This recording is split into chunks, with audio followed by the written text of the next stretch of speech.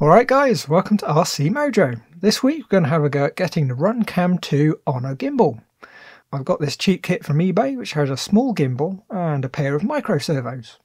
I've also got this little anti-vibration mount, but I think it's going to end up being a bit soft. But we'll put it together anyway and see how it looks.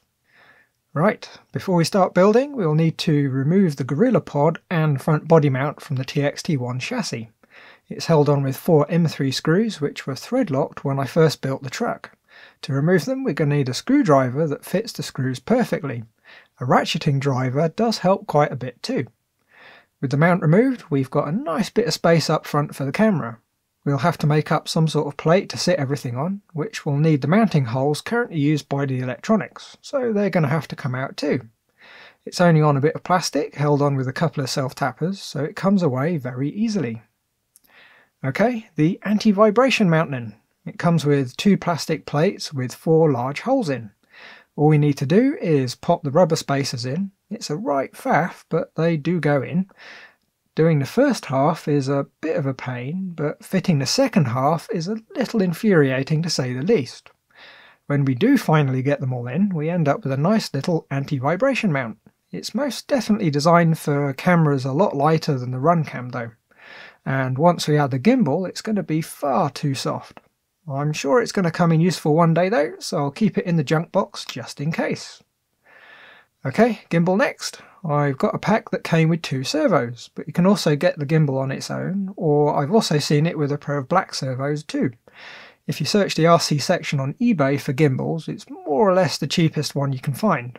Not sure if it's the best idea, but I'm sure you'll get something working. In the gimbal bag we've got some plastic mouldings and a bag of very small screws which has a hole in it.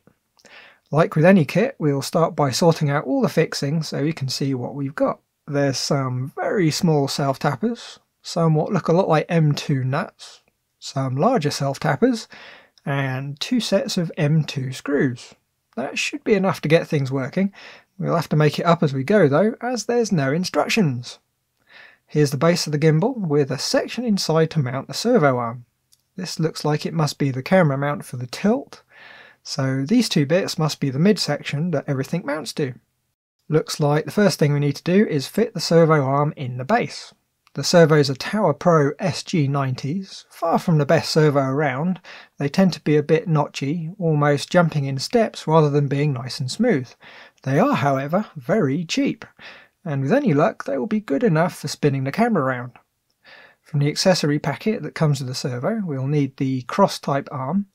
It's miles away from being a direct fit though, which makes me wonder if the gimbal kits with the black servos might be a better fit. But these are what we've got though, so we'll need to trim them down a bit. The easiest way to shorten a nylon arm is to make a nice score line with a knife. You can usually just press straight down as long as the blade's nice and sharp.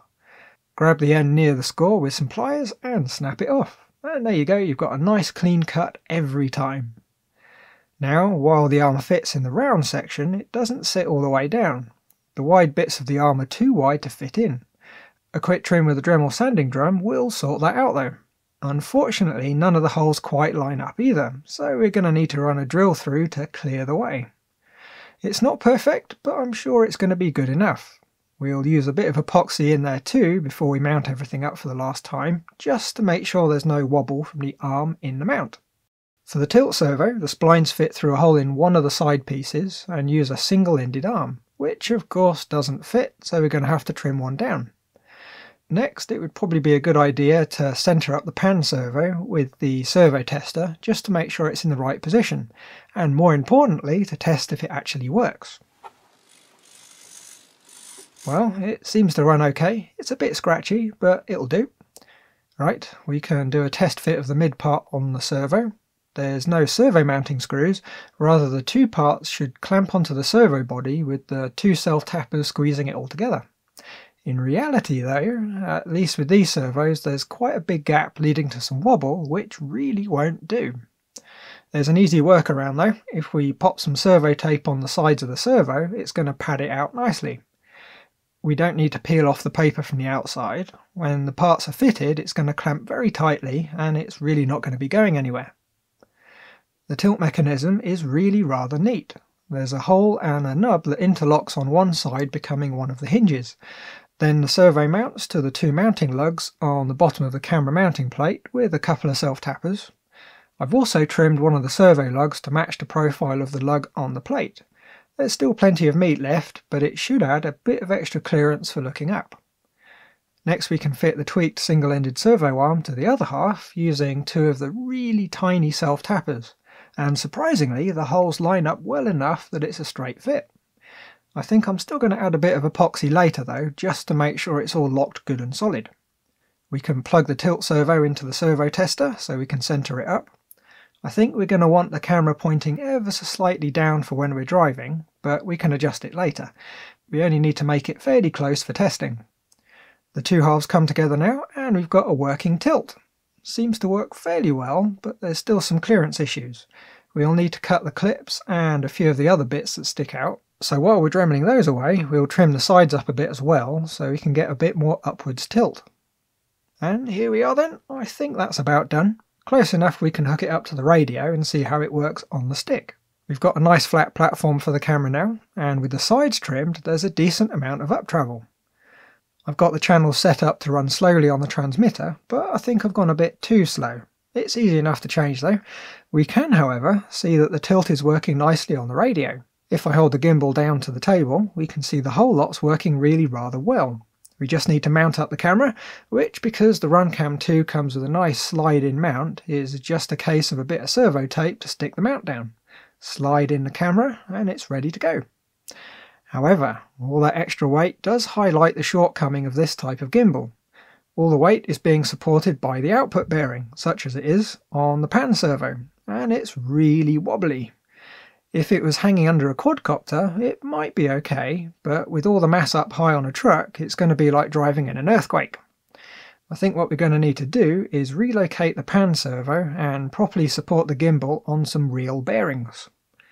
Okay, I've been digging through my junk boxes and found a couple of flange bearings and a nice long M3 screw. If we modify the plastic part so there's somewhere for the bearings to sit, it will spin freely with next to no wobble. To drive it, we will use some old Meccano pulleys, a small one on the gimbal and a larger one fitted to the servo so we can get a bit more turning angle. Like so. I've used some 2mm styrene sheet to block the large holes that the pan servo usually sits in and drilled a hole for the bearing. Glued the pulley to the bottom and fitted the lower bearing. It's extremely free to rotate and most importantly has almost no detectable wobble. For the servo, I've just mounted the large pulley under the servo arm with a couple of screws to lock it into position. When the two get mounted to a flat plate, we should have some nice smooth panning. Now, I'm afraid I got a little bit carried away in the making of the plate and completely forgot about the filming. But there's not much to it, so we can have a bit of a walkthrough of the system.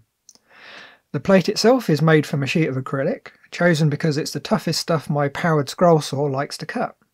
Fiberglass sheet would probably work better, but the acrylic's going to be good enough. At the front it's mounted with a couple of small bits of aluminium angle stock screwed to one of the holes from the stock body mount. At the back it uses the holes in the plastic damper mounts for mounting the original Tamiya electronics tray. To spread the load from the M3 screw the pan uses, I cut a roughly 4cm square bit of 2mm aluminium sheet. The centre hole is threaded M3 and there's a nylock nut on the bottom to lock it all down. Lastly, the pan servo is mounted under the plate to get the pulley at just the right height. The only thing missing is a proper pulley belt. I was pretty sure I had some square profile ones, but apparently not.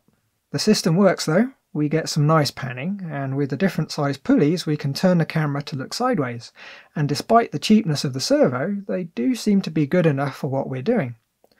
The problem with not having a proper belt is the only other thing I could find were rubber bands, which are known to be rather stretchy, resulting in a very springy pan. Well, we're so close now, I think we just need one more round of mods to get it all working. But rather than use straight pulleys, I think we need to change the tooth belts.